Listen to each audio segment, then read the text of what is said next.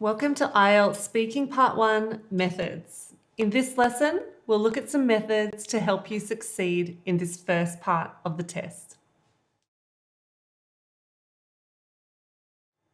Remember that the speaking test includes 3 parts. In this video, we'll be looking at methods for Part 1. Identity check. Before the test officially begins, the examiner will ask you questions to confirm your identity. The questions are, can you tell me your full name, please?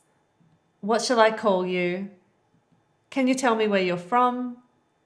Can I see your identification, please? This part of the test is not assessed, so your answers should be short and factual. Then you move into the interview. The test always starts with questions about work or study or where you live. And then the examiner will go on to ask you questions about topics such as hometown, family, food, sport, transport, entertainment, hobbies, festivals, education, technology, pets, weather, and so on. The examiner will ask you around 10 to 12 questions in this section about 3 topics. Your job is to present your best language in your answers, even though the questions are simple and personal. So let's look at 6 methods for speaking part 1. Number 1, give your opinion. 2, provide details. 3, give contrasts. 4, compare past to present. 5, compare present to future. 6, give reasons. All of these are ways that you can extend your answer. They will help to expand on what you say. Let's start with number 1, giving your opinion. So one way to extend your answer is by giving an opinion or expressing your feelings about something. So try to avoid giving short answers like this. Do you have any hobbies? I like sports. So that kind of short answer isn't giving the examiner any information about what language level you are.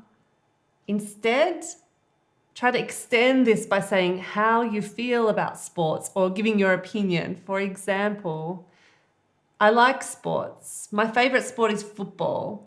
I like it because it's a world game with different leagues and it brings different nationalities together. It's also a passionate game with a great atmosphere in the stadiums. So I love watching these matches. See, much better.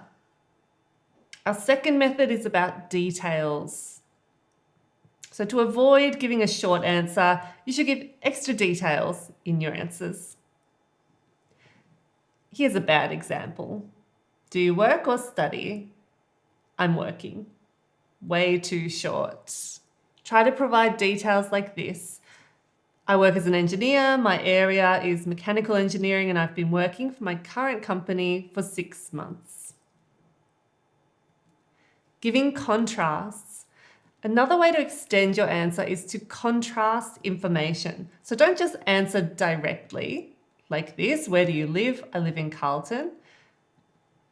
You can extend it by giving contrasting details such as I currently live in Carlton, but before that, I lived in Mentone.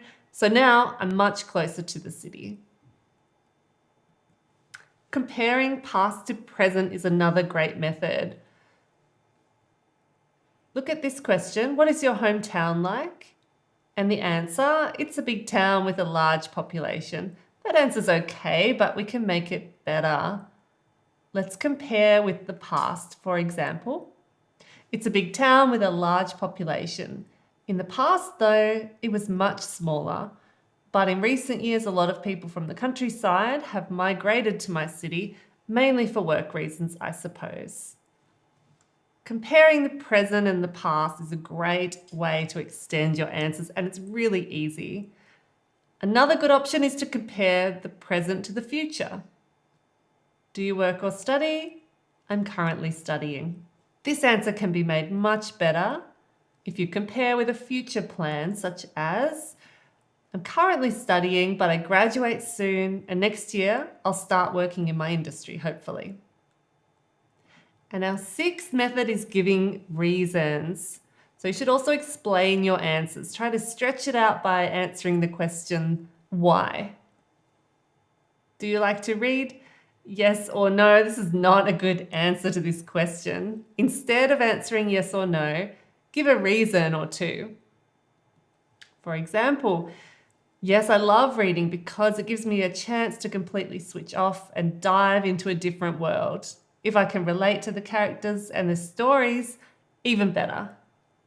Or maybe you don't like reading, that's fine, still give a reason, why not? No, I don't really like reading because I suppose I just find it a bit boring. I prefer to watch television or play sport. Summary. So here are our 6 methods again. Keep them in mind as you prepare for your exam. 1, give your opinion.